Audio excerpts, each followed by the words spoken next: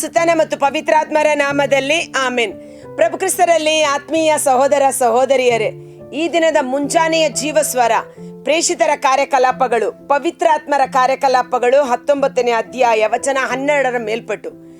ಇದು Bible study, ಅಂದರೆ ದೇವರ ವಾಕ್ಯವನ್ನ ಅಧ್ಯಯನ ಮಾಡುವಂತದ್ದಾಗಿದೆ.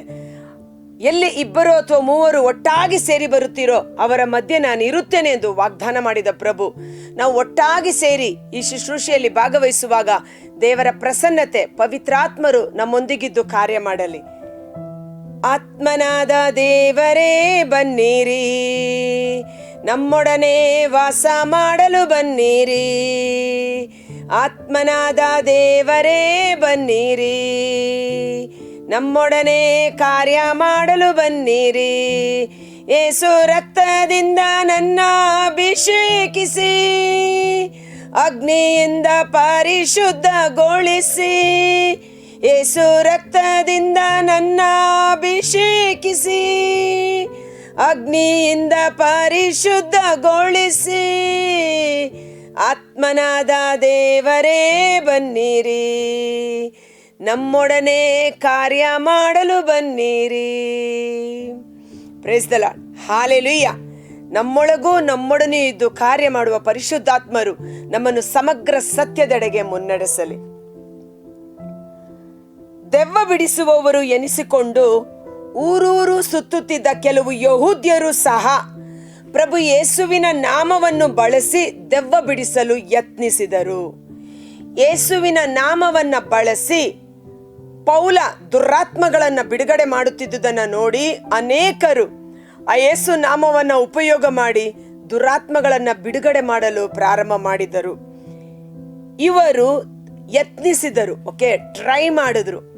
ಇವರು ದೆವ್ವಗಳಿಗೆ ಪೌಲನು ಸಾರುತ್ತಿರುವ ಯೇಸುವಿನ ನಾಮದಲ್ಲಿ ನಿಮಗೆ ಆಣೆ ಇಟ್ಟು ಆಜ್ಞಾಪಿಸುತ್ತೇವೆ ಎಂದು ಹೇಳುತ್ತಿದ್ದರು. ಪೌಲನು ಸಾರುತ್ತಿರುವ ಯೇಸುವಿನ ನಾಮದಲ್ಲಿ, ಅಂದರೆ ಇವರಿಗೆ ಯೇಸುವಾಗಲಿ, ಯೇಸುವಿನ ಶಕ್ತಿಯಾಗಲಿ, ಮಹತ್ವವಾಗಲಿ ತಿಳಿದಿರಲಿಲ್ಲ. ಬದಲಿಗೆ ಸ್ನಾನ ದೀಕ್ಷೆ ಸಂಸ್ಕಾರವನ್ನು ಪಡೆದು ಪಾಪಕ್ಕೆ ವಿಮುಖರಾಗಿ ದೇವರಿಗೆ ಅಭಿಮುಖರಾಗದೆ, ಪವಿತ್ರಾತ್ಮರ ಅಭಿಷೇಕವಿಲ್ಲದೆ ಇವರು ದುರಾತ್ಮಗಳನ್ನು ಓಡಿಸಲು ಪ್ರಯತ್ನ ಪಡುತ್ತಿದ್ದರು. ಅರ್ಥ ಆಯ್ತಾ? ಕೆಲವರು ಕೇಳ್ತಾರೆ, ಸಿಸ್ಟರ್, ನಾವು ಧ್ಯಾನಕೂಟದಲ್ಲಿ ಭಾಗವಹಿಸಿದ್ದೇವೆ, ಪವಿತ್ರಾತ್ಮರ ಅಭಿಷೇಕವನ್ನು ಪಡ್ಕೊಂಡಿದ್ದೇವೆ, ನಾವು ರೋಗಿಗಳಿಗೆ ಪ್ರಾರ್ಥನೆ ಮಾಡಬಹುದಾ, ದುರಾತ್ಮಗಳನ್ನು ಬಿಡುಗಡೆ ಮಾಡಬಹುದಾ? 100% ಯೇಸುವಿನ ನಾಮದಲ್ಲಿ ಅವರು ಮಾಡಬಹುದು.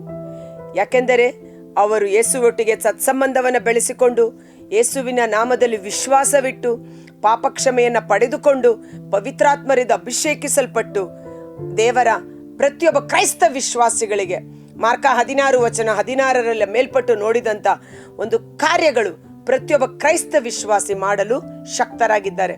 ಆದರೆ ಇಲ್ಲಿ ಅನೇಕ ಯಹೂದ್ಯರು ಪೌಲನು ಮಾಡುತ್ತಿದ್ದ ಕಾರ್ಯವನ್ನು ಕಾಪಿ ಮಾಡ್ತಾರೆ, ಅಂದ್ರೆ ಇಮಿಟೇಟ್ ಮಾಡ್ತಾರೆ. ಆತ ಏನ್ ಮಾಡೋದು, ಆತ ಮಾಡುತ್ತಿರೋದೆಲ್ಲ ಯಾರ ನಾಮದಲ್ಲಿ? ಯೇಸು ನಾಮದಲ್ಲಿ, ನಾವು ಮಾಡ್ತೇವೆ ಅನ್ನುವ ರೀತಿಯಲ್ಲಿ. ಆ ವಿಷಯದಲ್ಲಿ ನಾವು ಜಾಗ್ರತೆಯಿಂದಿರಬೇಕು. ಮುಖ್ಯ ಯಾಜಕನಾಗಿದ್ದ ಸ್ಕೇವ ಎಂಬುವನ 7 ಮಕ್ಕಳು ಹೀಗೆಯೇ ಮಾಡುತ್ತಿದ್ದರು. ಮುಖ್ಯ ಯಾಜಕ ಅಂದರೆ ದೇವರ ಸೇವೆ ಮಾಡುತ್ತಿದ್ದ ಯಾಜಕ, ಆದರೆ ಆತನ ಮಕ್ಕಳು ದೇವರಲ್ಲಿದ್ದು ಸೈತಾನನಿಗೆ ಸಂಬಂಧಪಟ್ಟದ್ದು ನಮ್ಮ ಹತ್ತಿರ ಇರಕೂಡದು. ಸೈತಾನನ ಕೆಲಸ ಕಾರ್ಯಗಳು, ಸೈತಾನನಿಗೆ ನಾವು ಸಂಬಂಧಪಟ್ಟವರಾಗಿದ್ದರೆ ಸೈತಾನ ಮತ್ತೊಬ್ಬನ ಸೈತಾನವನ್ನು ಓಡಿಸಲು ಹೇಗೆ ಸಾಧ್ಯ? ಅದನ್ನೇ ಪ್ರಭು ಯೇಸು ಮತ್ತಾಯನು ಬರೆದ ಶುಭ ಸಂದೇಶ 21ನೇ ಅಧ್ಯಾಯದಲ್ಲಿ ಬಹಳ ವಿವರಿಸಿ ಹೇಳುತ್ತಾರೆ. ದುರಾತ್ಮಗಳು ಮತ್ತೊಂದು ದುರಾತ್ಮವನ್ನು ಹೇಗೆ ಓಡಿಸುತ್ತದೆ? ಅವೆರಡು ಫ್ರೆಂಡ್ಸ್ ಅಲ್ವಾ? ದೇವರಾತ್ಮನ ಶಕ್ತಿಯಿಂದ ಮಾತ್ರ ನೀವು ದುರಾತ್ಮಗಳನ್ನು ಒಡೆದೋಡಿಸಲು ಸಾಧ್ಯ. ಅದಕ್ಕೋಸ್ಕರ ನಾವು ಪರಿಶುದ್ಧಾತ್ಮರಿಂದ ಅಭಿಷೇಕಿಸಲ್ಪಡಬೇಕು, ಪರಿಶುದ್ಧಾತ್ಮರಿಗೆ ವಿಧೇಯರಾಗಿ ಜೀವಿಸಬೇಕು. ನಮಗೂ ಪರಿಶುದ್ಧಾತ್ಮರಿಗೂ ಒಳ್ಳೆಯ ಸತ್ಸಂಬಂಧವಿರಬೇಕು. ಆದರೆ ಸ್ಕೇವ ಎಂಬುವನ 7 ಮಕ್ಕಳು ಹೀಗೆ ಮಾಡುತ್ತಿದ್ದರು. ಆದರೆ ಆ ದೆವ್ವ ಅವರಿಗೆ, ಯೇಸು ನನಗೆ ಗೊತ್ತು, ಪೌಲನನ್ನು ನಾನು ಬಲ್ಲೆ, ಆದರೆ ನೀವು ಯಾರು ಎಂದು ಪ್ರಶ್ನಿಸಿತು. ಅಲ್ಲದೆ ದೆವ್ವ ಹಿಡಿದಿದ್ದ ಮನುಷ್ಯನು ಅವರ ಮೇಲೆ ಹಾರಿ ಬಿದ್ದು ಅಪ್ಪಳಿಸಿ ಅವರೆಲ್ಲರನ್ನು ಅಧೀನಪಡಿಸಿದನು. ಅವರು ಗಾಯಗೊಂಡು ನಗ್ನರಾಗಿ ಆ ಮನೆಯಿಂದ ಓಡಿ ಹೋದರು. ಯುದ್ಧ ಭೂಮಿಯಲ್ಲಿ ನಿಂತಿರುವ ಸೈನಿಕ ಸಕಲ ವಿಧವಾದ ಶಸ್ತ್ರಾಸ್ತ್ರಗಳೊಂದಿಗೆ ಮಾಡಬೇಕಾಗಿದೆ. ಯೇಸು ನಾಮದಲ್ಲಿ ಅದನ್ನೇ ಸಂತ ಪೌಲರು ಹೇಳಿದ್ದು ಎಫೆಸ 6:13-17 ನೋಡುತ್ತೇವೆ. ಪವಿತ್ರಾತ್ಮರ ಕೊಡುಗೆಯಾದ ದೇವರ ವಾಕ್ಯ ಎಂಬ ಖಡ್ಗವನ್ನ ಹಿಡಿಯಿರಿ, ವಿಶ್ವಾಸವೆಂಬ ಗುರಾಣಿಯನ್ನ ಹಿಡಿಯಿರಿ, ಶುಭ ಸಂದೇಶವನ್ನ ಸಾರುವ ಸಿದ್ಧ ಮನಸ್ಸೆಂಬ ಪಾದರಕ್ಷೆಯನ್ನ ಮೆಟ್ಟಿಕೊಳ್ಳಿರಿ, ನೀತಿಯ ವಜ್ರ ಕವಚ, ನೀತಿಯ ರಕ್ಷಾ ಕವಚ, ರಕ್ಷಣೆ ಎಂಬ ಶಿರಸ್ತ್ರಾಣ. ಅಂದ್ರೆ ಏನು?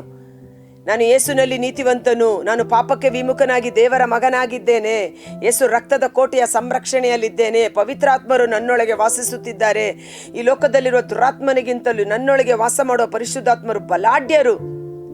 ವಿಶ್ವಾಸ ಎಂಬ ಗುರಾಣಿ, ಈ ನಂಬಿಕೆ ಕ್ರೈಸ್ತ ವಿಶ್ವಾಸದಲ್ಲಿ ಬೇರೂರದೆ ಅವರು ಆ ಕಾರ್ಯವನ್ನು ಮಾಡುವಾಗ ಸೈತಾನನ ಶಕ್ತಿ ಅವರನ್ನ ಗಾಯಗೊಳಿಸಿದ್ದನ್ನು ನಾವು ನೋಡುತ್ತೇವೆ. ಎಫೆಸದಲ್ಲಿ ವಾಸಿಸುತ್ತಿದ್ದ ಯಹೂದ್ಯರು, ಅನ್ಯಧರ್ಮೀಯರು ಈ ವಿಷಯವನ್ನು ಕೇಳಿ ಭಯಭೀತರಾದರು. ಪ್ರಭು ಯೇಸುವಿನ ನಾಮವನ್ನ ಸಂಕೀರ್ತಿಸಿದರು. ಭಕ್ತ ವಿಶ್ವಾಸಿಗಳಾದ ಅನೇಕರು ಮುಂದೆ ಬಂದು ತಮ್ಮ ದುಷ್ಕೃತ್ಯಗಳನ್ನು ಬಹಿರಂಗವಾಗಿ ಒಪ್ಪಿಕೊಂಡು ನಿವೇದಿಸಿದರು. ಇದು ಯಾವಾಗ ಯೇಸುವಿನ ನಾಮವನ್ನ ಇಮಿಟೇಟ್ ಮಾಡಿ ಪೌಲನ ರೀತಿಯಲ್ಲಿ ಅವರು ಕಾರ್ಯ ಮಾಡಲು ಹೋದಾಗ ಸೈತಾನನನ್ನು ಜಯಿಸಲು ಸಾಧ್ಯವಾಗದೆ ಸೈತಾನನ ಒಂದು ಅವರನ್ನು ಗಾಯಗೊಳಿಸಿ ಓಡಿಸಿ ನಗ್ನರಾಗಿ ಮಾಡಿದನು. ಇದನ್ನ ನೋಡಿದ ಸಭೆ ಎಚ್ಚೆತ್ತುಕೊಂಡಿತು. ಅನೇಕ ಭಕ್ತ ವಿಶ್ವಾಸಿಗಳಾದ ಅನೇಕರು ಅಂದ್ರೇನು, ಈಗಾಗಲೇ ಯೇಸುವನ್ನ ನಂಬಿ ಭಕ್ತ ವಿಶ್ವಾಸಿಗಳಾಗಿ ಸಭೆಯನ್ನ ಸೇರಿದ ಕೆಲವರು ಯೇಸುನೂ ಇರಲಿ, ಅದರೊಟ್ಟಿಗೆ ತಾವು ಮಾಡುತ್ತಿದ್ದ ಹಳೆಯ ಕೆಲಸಗಳು ಇರಲಿ ಅಂತ ಇಟ್ಟುಕೊಂಡಿದ್ದವರು ಅಂತ ಇಲ್ಲಿ ನೋಡಿ. ಭಕ್ತ ವಿಶ್ವಾಸಿಗಳಾದ ಅನೇಕರು ಮುಂದೆ ಬಂದು ತಮ್ಮ ದುಷ್ಕೃತ್ಯಗಳನ್ನು ಬಹಿರಂಗವಾಗಿ ಒಪ್ಪಿಕೊಂಡು ನಿವೇದಿಸಿದರು. ಅವರಿಗೆ ಚೆನ್ನಾಗಿ ಅರ್ಥ ಆಯ್ತು, ಯಾವಾತನು ಇಬ್ಬರು ಯಜಮಾನರಿಗೆ ಸೇವೆ ಸಲ್ಲಿಸಲು ಸಾಧ್ಯವಿಲ್ಲ. ಯೇಸುವಿಗೂ ದುರಾತ್ಮನಿಗೂ, ದೇವರಿಗೂ ದ್ರವ್ಯಕ್ಕೂ ಒಟ್ಟಿಗೆ ನೀವು ಸೇವೆ ಮಾಡಲು ಹೇಗೆ ಸಾಧ್ಯ? ಮತ್ತಾಯ 6:24 ನಾವು ನೋಡ್ತೇವೆ, ಹೌದಲ್ವಾ? ಆದ ಕಾರಣ ಮಾಯಮಂತ್ರ ಮಾಡುತ್ತಿದ್ದ ಅನೇಕರು ತಮ್ಮ ಪುಸ್ತಕಗಳನ್ನು ತೆಗೆದುಕೊಂಡು ಬಂದು ಅವುಗಳನ್ನು ಎಲ್ಲರ ಮುಂದೆ ಸುಟ್ಟು ಹಾಕಿದರು. ಯೇಸುವನ್ನ ನಂಬಿ ಬಂದ ಮೇಲೂ ಅವರ ಹಳೆಯ ಆಚಾರ ವಿಚಾರ ಸಂಪ್ರದಾಯಗಳು, ಅವರು ಮಾಟ ಮಂತ್ರ ಮಾಡ್ತಾ ಇದ್ದಿದ್ದು ಅಥವಾ ಶಾಸ್ತ್ರ ಶಕುನ ನೋಡ್ತಾ ಇದ್ದಿದ್ದು, ಅವುಗಳು ಎಲ್ಲವನ್ನು ತಂದು ಸುಟ್ಟು ಹಾಕಿದರು. ಆ ಪುಸ್ತಕಗಳ ಬೆಲೆಯನ್ನು ಎಣಿಕೆ ಮಾಡಿದಾಗ ಅದರ ಮೊತ್ತ 50,000 ಬೆಳ್ಳಿ ನಾಣ್ಯಗಳಷ್ಟಾಯಿತು. ಪ್ರಭುವಿನ ವಾಕ್ಯ ಹೀಗೆ ಹಬ್ಬಿ ಹರಡಿತು. Praise the lord. ಧರ್ಮೋಪದೇಶ ಕಾಂಡ 18ನೇ ಅಧ್ಯಾಯ ವಚನ 10 ಈ ಅಧ್ಯಾಯಕ್ಕೆ ರೆಫರೆನ್ಸ್ ಆಗಿ ಬಹಳ ಸುಂದರವಾದ ವಾಕ್ಯ. ಯೇಸುವಿಗೂ ಸೈತಾನನಿಗೂ ಎಲ್ಲಿಯ ಸಂಬಂಧ? ದೇವರ ಮಕ್ಕಳಿಗೂ ಸೈತಾನನ ಮಕ್ಕಳಿಗೂ ಎಲ್ಲಿಯ ನಂಟು? ಅವಿಶ್ವಾಸಿಗಳೊಡನೆ ಒಂದಾಗಬೇಡಿ, ಅವರ ದುಷ್ಟ ಕೃತ್ಯಗಳಲ್ಲಿ ಭಾಗಿಗಳಾಗಬೇಡಿ. ನೀವಾದರೂ ಯೇಸು ರಕ್ತದಿಂದ ಕ್ರಯಕ್ಕೆ ಕೊಳ್ಳಲ್ಪಟ್ಟು ಪರಿಶುದ್ಧಾತ್ಮನಿಂದ ಅಭಿಷೇಕಿಸಲ್ಪಟ್ಟಿದ್ದೀರಿ. ಪವಿತ್ರಾತ್ಮರ ಮಾರ್ಗದಲ್ಲಿ, ಸಜೀವ ಮಾರ್ಗದಲ್ಲಿ, ಪವಿತ್ರಾತ್ಮ ಪ್ರೇರಿತ ಮಾರ್ಗದಲ್ಲಿ, ಸತ್ಯದ ಮಾರ್ಗದಲ್ಲಿ ನಿಮ್ಮ ಜೀವನವನ್ನ ಮುನ್ನಡೆಸಿರಿ ಎಂಬುದಾಗಿ.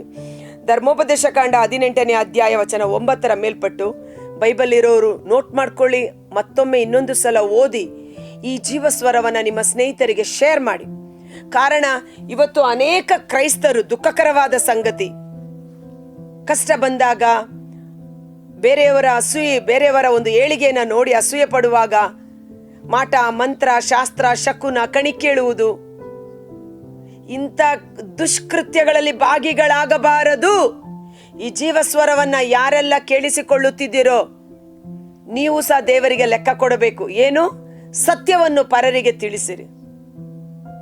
ಈ ಲಿಂಕ್ ಅನ್ನ ನಾವು ಶೇರ್ ಮಾಡುವಾಗ, ಈ ವಿಡಿಯೋವನ್ನ ನಾವು ಶೇರ್ ಮಾಡುವಾಗ, ಕ್ರೈಸ್ತನಾಗಿದ್ದು ಇಂಥ ದುಷ್ಟಕೃತ್ಯಗಳಲ್ಲಿ ಭಾಗಿಗಳಾಗಿದ್ದವರು ಯಾರಾದರೂ ಇದ್ದರೆ, ಹೇಗೆ ಎಫೆಸದ ಜನರು ಮುಂದೆ ಬಂದು ಬಹಿರಂಗವಾಗಿ ತಮ್ಮ ಪಾಪವನ್ನ ಒಪ್ಪಿಕೊಂಡು ಎಲ್ಲಾ ದುಷ್ಕೃತ್ಯಗಳನ್ನು ಅರಿಕೆ ಮಾಡಿ ಅವುಗಳಿಗೆ ಸಂಬಂಧಪಟ್ಟ ಎಲ್ಲವನ್ನ ಸುಟ್ಟು ಹಾಕಿದರು. ಅದು 50 ಬೆಳ್ಳಿ ನಾಣ್ಯದಷ್ಟು ಬೆಲೆ ಬಾಳುವಂತದ್ದಾಗಿತ್ತು. ಇಂದು ಈ ವಚನವನ್ನ ಕೇಳುವಾಗ ನಿಮ್ಮ ಮನೆಗಳಲ್ಲಿ ಅವುಗಳಿಗೆ ಸಂಬಂಧಪಟ್ಟ ವಸ್ತುಗಳಿದ್ದರೆ ಹಿಂದೆ ಮನೆಯಿಂದ ತೆಗೆದು ಬಿಸಾಡಿ. ಶಾಪಗ್ರಸ್ತವಾದುದು ನಿಮ್ಮ ಮಧ್ಯದಲ್ಲಿ ಇರುವಾಗ ದೇವರ ಆತ್ಮ ಅಲ್ಲಿ ಕಾರ್ಯ ಮಾಡಲು ಅದು ತಡೆಯಾಗಿ ನಿಲ್ಲುತ್ತದೆ. ದಯವಿಟ್ಟು ಅನೇಕರಿಗೆ ಈ ಸತ್ಯ ಗೋಚರವಾಗಲಿ. ನನ್ನ ವಾಕ್ಯವನ್ನ ಕಳಿಸಿ ಅವರನ್ನ ಬಿಡುಗಡೆ ಮಾಡಿದನು. ಅವರು ಕತ್ತಲೆಯಲ್ಲಿ, ಕಾರ್ಗತ್ತಲೆಯಲ್ಲಿ, ಅಸತ್ಯದಲ್ಲಿ, ಅಜ್ಞಾನದಲ್ಲಿ ಇರಬಹುದು. ನಾನು ಸಹ ಒಂದು ಕಾಲದಲ್ಲಿ ಸತ್ಯ ಏನೆಂದು ಗೊತ್ತಿಲ್ಲದೆ ಎಲ್ಲಾ ದೇವರುಗಳು ಒಂದೇ ಎಂದು ಎಲ್ಲಾ ವಿಧವಾದ ಪೂಜೆ ಪುನಸ್ಕಾರಗಳಲ್ಲಿ ನಾನು ಭಾಗಿಯಾಗುತ್ತಿದ್ದೆ. ಸತ್ಯವನ್ನ ತಿಳಿದುಕೊಂಡಾಗ ನನ್ನ ಮನೋನೇತ್ರಗಳು ತೆರೆಯಲ್ಪಟ್ಟವು. ಅವೆಲ್ಲವುಗಳನ್ನು ಬಿಟ್ಟು ಯೇಸುವೇ ಏಕೈಕ ರಕ್ಷಕ ಎಂದು ವಿಶ್ವಾಸಿಸಿದೆ. ಅವುಗಳಿಗೆ ಸಂಬಂಧಪಟ್ಟ ವಸ್ತುಗಳನ್ನು ತೆಗೆದು ಬಿಸಾಡಿದೆ. ಆಗ ಪವಿತ್ರಾತ್ಮರು ನಮ್ಮಲ್ಲಿ ಹೆಚ್ಚು ಕಾರ್ಯ ಮಾಡಲು ಸಾಧ್ಯವಾಯಿತು. ಧರ್ಮೋಪದೇಶ ಕಾಂಡ 18ನೇ ಅಧ್ಯಾಯ ವಚನ 9 ಮೇಲ್ಪಟ್ಟು ಖಂಡನೀಯ ಆಚಾರ ವಿಚಾರಗಳು ಖಂಡಿಸತಕ್ಕದ್ದು. ಯಾರೇ ಕ್ರೈಸ್ತರು ಮಾಡಿದರೂ ಸಹ ಅದನ್ನು ಖಂಡಿಸತಕ್ಕದ್ದು ನಮ್ಮ ಜವಾಬ್ದಾರಿಯಾಗಿದೆ, ಕರ್ತವ್ಯವಾಗಿದೆ. ನಿನ್ನನ್ನು ಕಾವಲುಗಾರನನ್ನಾಗಿ ನೇಮಕ ಮಾಡಿದ್ದೇನೆ. ಯಾರಾದರೂ ತಪ್ಪು ಮಾಡುತ್ತಿದ್ದರೆ ಆ ತಪ್ಪನ್ನು ಅವನಿಗೆ ಮನಗಾಣಿಸು, ತಿದ್ದು, ಎಚ್ಚರಿಸು. ಇಲ್ಲದಿದ್ದರೆ ಅವನ ಪಾಪದ ಲೆಕ್ಕ ನಿನಗೆ ಸೇರಿಸಲಾಗುವುದು. ಈ ವಿಡಿಯೋವನ್ನು ಸಾಧ್ಯವಾದಷ್ಟು ಶೇರ್ ಮಾಡಿ, ಅನೇಕರು ಸತ್ಯವನ್ನ ತಿಳಿದುಕೊಳ್ಳಲಿ, ಸತ್ಯ ಅವರನ್ನ ಬಿಡುಗಡೆ ಮಾಡಲಿ. Price the lord. ಖಂಡನೀಯ ಆಚಾರ ವಿಚಾರಗಳು. ನಿಮ್ಮ ದೇವರಾದ ಸರ್ವೇಶ್ವರ ನಿಮಗೆ ಕೊಡುವ ನಾಡನ್ನು ನೀವು ಸೇರಿದಾಗ ಅಲ್ಲಿರುವ ಜನಗಳು ಮಾಡುವ ಖಂಡನೀಯ ಆಚಾರಗಳನ್ನು ಅನುಸರಿಸಲೇಬಾರದು. ಮಕ್ಕಳನ್ನು ಆಹುತಿ ಕೊಡುವವರು, ಕಣಿ ಹೇಳುವವರು, ಶಕುನ ನೋಡುವವರು, ಯಂತ್ರ ಮಂತ್ರಗಳನ್ನು ಮಾಡುವವರು, ಮಾಟಗಾರರು, ತಂತ್ರಗಾರರು, ಸತ್ತವರನ್ನು ವಿಚಾರಿಸುವವರು, ಬೇತಾಳಕರು, ಪ್ರೇತಸಿದ್ಧರು, ಇಂಥವರು ಯಾರು ನಿಮ್ಮಲ್ಲಿ ಇರಬಾರದು. ಇಂಥ ಕೆಲಸಗಳನ್ನು ನಡೆಸುವವರು ಸರ್ವೇಶ್ವರನಿಗೆ ಅಸಹ್ಯವಾಗಿದ್ದಾರೆ. ನಿಮ್ಮ ದೇವರಾದ ಸರ್ವೇಶ್ವರ ಇಂಥ ಹೇಯ ಕೃತ್ಯಗಳನ್ನು ಮಾಡುವ ಆ ಜನಾಂಗಗಳನ್ನು ನಿಮ್ಮಿಂದ ದೂರ ಹೊರದೂಡಿಸಿ ಬಿಡುತ್ತಾರೆ. ನೀವು ನಿಮ್ಮ ದೇವರಾದ ಸರ್ವೇಶ್ವರನ ಸೇವೆಯ ವಿಷಯದಲ್ಲಿ ಸದಾಚಾರ ಉಳ್ಳವರಾಗಿರಬೇಕು. ನಿಮ್ಮ ಭಕ್ತಿ, ನಿಮ್ಮ ಆರಾಧನೆ, ನಿಮ್ಮ ಕ್ರೈಸ್ತೀಯ ಜೀವನ ಸದಾಚಾರ, ಕ್ರೈಸ್ತೀಯ ಮಾರ್ಗದಲ್ಲಿ ಇರಬೇಕು. ನೀವು ಸ್ವಾಧೀನ ಮಾಡಿಕೊಳ್ಳುವ ಆ ನಾಡಿನ ಜನಾಂಗಗಳು ಶಕುನಗಳನ್ನು ನೋಡುತ್ತಾರೆ, ಯಂತ್ರ ಮಂತ್ರಗಳನ್ನು ಮಾಡುತ್ತಾರೆ. ನೀವಾದರೋ ಹಾಗೆ ಮಾಡುವುದಕ್ಕೆ ನಿಮ್ಮ ದೇವರಾದ ಸರ್ವೇಶ್ವರನ ಅನುಮತಿ ಇಲ್ಲ. Price the lord. ಒಂದು ಕ್ಷಣ ಕಾಲ ನಮ್ಮ ಕಣ್ಗಳನ್ನು ಮುಚ್ಚಿ ಪ್ರಾರ್ಥಿಸೋಣ. ಕರ್ತರಾದ ಯೇಸುವೇ, ಮುಂಜಾನೆ ಜೀವಸ್ವರವನ್ನು ಆಲಿಸುತ್ತಿರುವ ಪ್ರತಿಯೊಬ್ಬ ಸಹೋದರ ಸಹೋದರಿಯರು, ಅವರ ಕುಟುಂಬಗಳನ್ನು ನಿಮ್ಮ ಕರಗಳಿಗೆ ಸಮರ್ಪಿಸುತ್ತೇನೆ. ಮಾರ್ಕನು ಬರೆದ ಶುಭ ಸಂದೇಶ 7ನೇ ಅಧ್ಯಾಯದಲ್ಲಿ ಮನುಷ್ಯ ಕಲ್ಪಿತ ಆಚಾರ ವಿಚಾರಗಳ ನಿಮಿತ್ತ ದೇವರ ವಾಕ್ಯವನ್ನೇ ನೀವು ನಿರರ್ಥಕ ಮಾಡಿ ಬಿಡುತ್ತೀರಿ. ನೀವು ತುಟಿಗಳಿಂದ ನನ್ನನ್ನು ಸನ್ಮಾನಿಸುತ್ತೀರಿ, ಆರಾಧಿಸುತ್ತೀರಿ. ನಿಮ್ಮ ಹೃದಯ ನನ್ನಿಂದ ಬಹಳ ದೂರವಾಗಿದೆ. ನಿಮ್ಮ ಹೃದಯವನ್ನು ಶುದ್ಧ ಮಾಡಿರಿ. ನಿಮ್ಮಲ್ಲಿ ಅಶುದ್ಧವಾದುದನ್ನು ಬಿಟ್ಟು ಬಿಡಿ. ಆಗ ನಾನು ನಿಮಗೆ ತಂದೆಯಾಗಿರುವೆನು, ನೀವು ನನಗೆ ಮಕ್ಕಳಾಗುವಿರಿ. ನಾನು ನಿಮ್ಮನ್ನು ಅನುಗ್ರಹಿಸುವೆನು. ಕರ್ತರಾದ ಯೇಸುವೇ, ಮುಂಜಾನೆ ಜೀವಸ್ವರವನ್ನು ಆಲಿಸುತ್ತಿರುವ ಪ್ರತಿಯೊಬ್ಬ ಸಹೋದರ ಸಹೋದರಿಯವರ ಕುಟುಂಬಗಳನ್ನು ನಿಮ್ಮ ಬಲಾಢ್ಯವಾದ ಗಾಯಗೊಂಡ ಕರಗಳಿಗೆ ಸಮರ್ಪಿಸ್ತೇನೆ. ಓ ಪರಿಶುದ್ಧಾತ್ಮರೇ, ಜ್ಞಾನದ ಆತ್ಮರೇ, ನಮ್ಮ ಮನೋನೇತ್ರಗಳು ತೆರೆಯಲ್ಪಡಲಿ. ಇಂದು ನಾವು ಕೇಳಿದ ಈ ವಾಕ್ಯಕ್ಕೆ ಅನುಗುಣವಾಗಿ ನಮ್ಮ ಜೀವನವನ್ನು ಸರಿಪಡಿಸಿಕೊಂಡು ಸತ್ಯದ ಮಾರ್ಗದಲ್ಲಿ ಮುನ್ನಡೆಸಲು ನಮಗೆ ಬೇಕಾದ ಕೃಪೆಯನ್ನು ನೀಡಿರಿ. ಈ ದಿನದ ಜೀವಸ್ವರಕ್ಕೆ ಅನುಗುಣವಾಗಿದ್ದ ಖಂಡನೀಯ ಆಚಾರ ವಿಚಾರಗಳು, ಶಾಸ್ತ್ರ, ಶಕುನ, ಮಾಟ, ಮಂತ್ರ, ತಂತ್ರ, ಬೇತಾಳಿಕರು, ಇಂಥ ಪುಸ್ತಕಗಳು, ಇದಕ್ಕೆ ಸಂಬಂಧಪಟ್ಟ ವಸ್ತುಗಳು ನಮ್ಮ ಮನೆಗಳಲ್ಲಿ ಇಂಥ ಪದಾರ್ಥಗಳಿದ್ದರೆ ಯೇಸುವಿನ ನಾಮದಲ್ಲಿ ಅವನ ತೆಗೆದು ಬಿಸಾಡುತ್ತೇವೆ. ಯೇಸುವಿನ ರಕ್ತದಿಂದ ನಮ್ಮನ್ನು, ನಮ್ಮ ಕುಟುಂಬವನ್ನು, ನಾವು ವಾಸ ಮಾಡುವ ಸ್ಥಳವನ್ನು ತೊಳೆದು ಶುದ್ಧೀಕರಿಸಿರಿ. ಪರಿಶುದ್ಧಾತ್ಮರು ಅಗ್ನಿಯಾಗಿ ಇಳಿದು ಬರಲಿ. ಇಗೋ, ದೇವರ ಆಲಯ ಮನುಷ್ಯರ ನಡುವೆ, ನಾನು ನಿಮ್ಮ ಮಧ್ಯೆ ತಿರುಗಾಡುತ್ತೇನೆ, ನಿಮ್ಮ ಮಧ್ಯದಲ್ಲಿ ವಾಸ ಮಾಡುತ್ತೇನೆ. ಅಂದು ಮೋಶೆ ಇಸ್ರಾಯೇಲ್ ಜನಾಂಗವನ್ನು ಮುನ್ನಡೆಸಿಕೊಂಡು ಬರುವಾಗ ಅವರು ಪಾಳೆಯದಲ್ಲಿ ಟೆಂಟ್ಗಳನ್ನು ಹಾಕಿ ಪಾಳೆಯದಲ್ಲಿ ವಾಸ ಮಾಡುವಾಗ ಅವರ ಪಾಳೆಯ ಶುದ್ಧವಾಗಿರಬೇಕು. ದೇವರ ಪ್ರಸನ್ನತೆ ಅಲ್ಲಿ ಸಂಚರಿಸುವಂತದ್ದಾಗಿರುತ್ತದೆ. ಆದ ಕಾರಣ ಮತ್ತೊಂದು ಆವರ್ತಿ ಪರಿಶುದ್ಧಾತ್ಮರೇ, ನಿಮ್ಮ ಅಗ್ನಿಯಿಂದ ನಮ್ಮನ್ನು ಶುದ್ಧೀಕರಿಸಿ ದೇವರ ಆಲಯವಾಗಿ ನಮ್ಮನ್ನು ಮಾರ್ಪಡಿಸಿರಿ. ಆ ಎಫೆಸದ ಜನರು ಹೇಗೆ ಪಾಪವನ್ನು ಒಪ್ಪಿಕೊಂಡು ಬಿಡುಗಡೆಯನ್ನು ಹೊಂದಿಕೊಂಡರೋ ಅಂತ ಒಂದು ಅಭಿಷೇಕ ಇದನ್ನು ನೋಡುವ ಎಲ್ಲ ಕಠಿಣ ಪಾಪಿಗಳು ಅಸತ್ಯದಿಂದ ಸತ್ಯದೆಡೆಗೆ, ಕತ್ತಲೆಯಿಂದ ಬೆಳಕಿನೆಡೆಗೆ ಬರುವಂತೆ ಈ ಜೀವಸ್ವರದ ವಾಕ್ಯ ಜೀವವೂ ಆತ್ಮವೂ ಶಕ್ತಿಯು ಬಿಡುಗಡೆಯು ಅಭಿಷೇಕವಾಗಿ ನಮ್ಮಲ್ಲಿ ಕಾರ್ಯ ಮಾಡಲಿ.